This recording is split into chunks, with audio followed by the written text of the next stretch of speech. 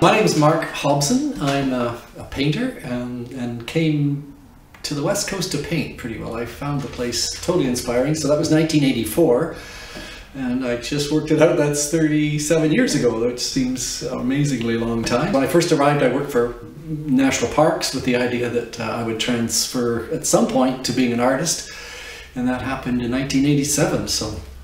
And then with the partnership of a good friend, Reno Del Zoppo, in 2013 we opened this gallery. It's made such a difference to my ability to produce art, believe it or not.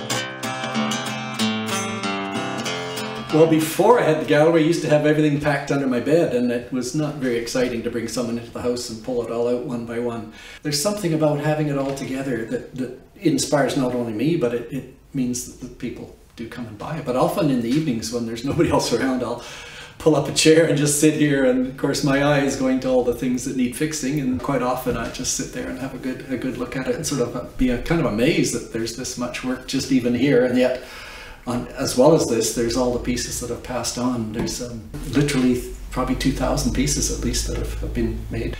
There's definitely more bills to pay, but what it's created is the freedom to be the painter that I've always wanted to be. And big problem with trying to be an artist is there's a hell of a lot more to it than just being an artist. So much of that administrative work, answering emails and forms and government documents, all gets looked after these days by some very, very loving, caring staff, and I'm the luckiest artist I know. So I get to paint, and I've been painting in the last few years since we've opened the gallery. I've at least tripled or many times doubled the amount of work that I used to produce. So I'm a happy camper. I was 17 and I was studying biology at UVic, and at the end of my first year, and back in 1971 when that road was still potholes and gravel and a huge amount of switchbacks up over the side of Sproat Lake and back down again, I came out with a Volkswagen van and a roommate from university. It was the same weekend that Elizabeth, or Princess Anne rather, snipped the ribbon that set up the Pacific Rim National Park. We were supposed to go and have a look at this thing with her there, but I just was blown away. The piles of logs on the beach, the open ocean, just the drama of the place. There was nothing I'd ever experienced like it. And then all of a sudden I got this teaching job, and I ended up at Shawnigan Lake School, which was a fantastic 10-year side trip out of what I was doing. And then by the end of that, I began to think maybe art would be a good way to make this work. Much as being a biologist is pretty fulfilling, but the two could dovetail together, I figured. And so finally, in 1983, I had a winter on Hornby Island, and all I did was paint. What was interesting about my year on Hornby Island, I was painting West Coast scenes over and over, big piles of logs and waves and crashing open ocean, and what was happening on Hornby was interesting, but nothing like what was happening out here. So finally in 1984, I got the job to work at the brand new then Wiccan Inner Centre, which has now become the Quisitus Information Centre. And when that building opened, they needed someone to help organize it, and so that's what I did for 4 years, and then just gave it up and went off to be an artist. I knew even then that was the right thing to do. The paintings that I'm most happy with are the ones that have captured the mood of the place, and so there's quite a bit of detail. I mean, I'm blown away by how beautiful the natural world looks, and I admire other people's work that's more abstract or more impressionistic, and I have dabbled in that direction. But what excites me is just the way the rim of light on the edge of a log or a wave is there, and really the lighting is the most important. I go over and over and over subjects, and I keep trying to come back to them and just capture that often the fringe lighting that's coming from behind, or the light that comes through an early morning misty scene. The light is the driving force over and over and over. With a background in natural history and biology, I mean, it really matters to me to get things right. The sea stars have to be in the right habitat for that type of combination. And then even the forest foliage, and honestly, I get just as great a rush out of painting the moss on a log as I do painting, an elk in the forest. Trying to put it all together and make it fit and understand how it all interweaves is really crucial. I guess as much as I'm a biologist, I'm also an ecologist. So understanding the interplay between the creatures that live there and then trying to put it all together in some kind of a format that addresses the way it looks and the light. And there's always this little dilemma between the biology and the art. It's interesting. I'm not absolutely locked into making a place exactly right. They usually have a geographical start to them. The ones that are absolutely accurate are those that I'm expecting people might want to buy that have come to visit here. It's pretty important that if you call the place Chesterman Beach, it look a bit like Chesterman Beach. But over and over and over, I make decisions that have nothing to do with the actual place. They have more to do with the art. And sometimes just adding another island in the background just to complete the composition is pretty important. Most of them are inspired by a real place, and then there'll be a little adjustment just to make it work better as a painting. Yeah. I've always been attracted to dramatic lighting. Sometimes that means sunsets, sometimes that means misty, hazy things. And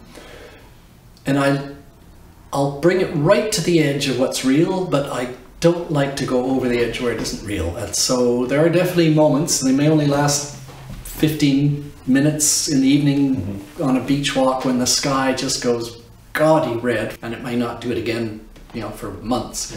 But that moment, I don't mind trying to capture that. And but if it's a little too gaudy, I don't know, it has to look real. But then trying to rebuild what nature has created is my biggest joy. Well, in the early days, I did a lot of photography, and I was selling slide images to magazines, and it was never enough to make a full living, but I've assumed if I do this enough, I'll become the go-to guy for the West Coast, and it was pretty fulfilling. But it was also a bit stressful because there's all the extra stuff you have to do when you're running a business. And there'd be charter flights to get aerial shots, and there'd be trips up to Hot Springs Cove and back down again in a day, and trying constantly to get that perfect shot, which of course we all want to do. And in the end, I realized I get deeper satisfaction being a painter than I do being a photographer. And so just finally, when slides became not the issue anymore, everything went digital, I switched and went digital, and then realized that I'll just stick to painting. So I haven't really marketed my images since then.